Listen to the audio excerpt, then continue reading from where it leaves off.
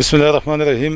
دا سیول ویټرنری هاسپټل شموزي دی او دا تقریبا اول اسټابلیش شو 1971 کې.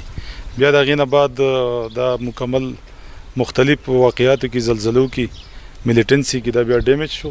د لپاره وس موږ څه فند منظور کړی صوبایي ګورنمنت تقریبا 60 لک روپۍ دی او نو پاغي باندې دا نوې بلډینګ جوړیږي. دا کمزور بلډینګ چې دا ورانیږي او د کې اوس دا ماخله دوه کمرې دي، یو پکې حال دی وسره دا باونډري والو او دغه شانتي په دې کې د وبو سکیم دی، د دې فیلینګ دی.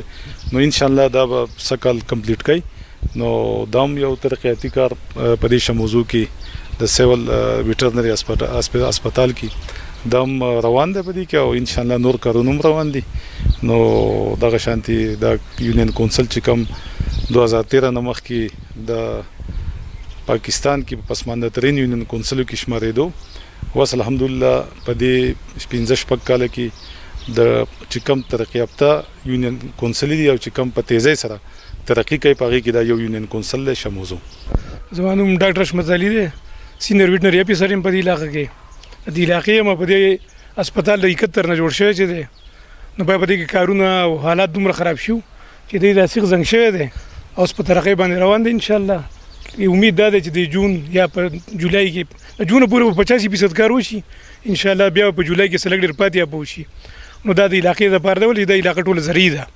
اته سارو نه بغیر خو خلکو کار کیږي نه. انو سبا خو دې دور راغی چې دلته فارمینګ هو شروع دی، پولټری فارمینګ دی، ډیری فارمینګ دی.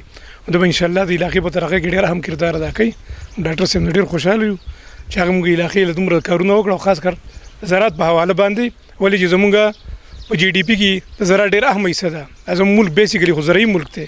نو کدی له دغه شان ترقی ورکړی شو ان شاء الله چې د وسړي سره را میټیریل دا غنه بیا صحیح میټیریل جوړي. او چې زمونږ ملک دی زرعي او موږ زرعي لیول باندې زموږ سره انډستری نشته، ډیری فارمینګ نشته، پولټری فارمینګ باغ لیول نشته. نو کدا اسټابلیش ان شاء الله زموږ د علاقې او زموږ د ملک په ډیره ترقی ورکړي.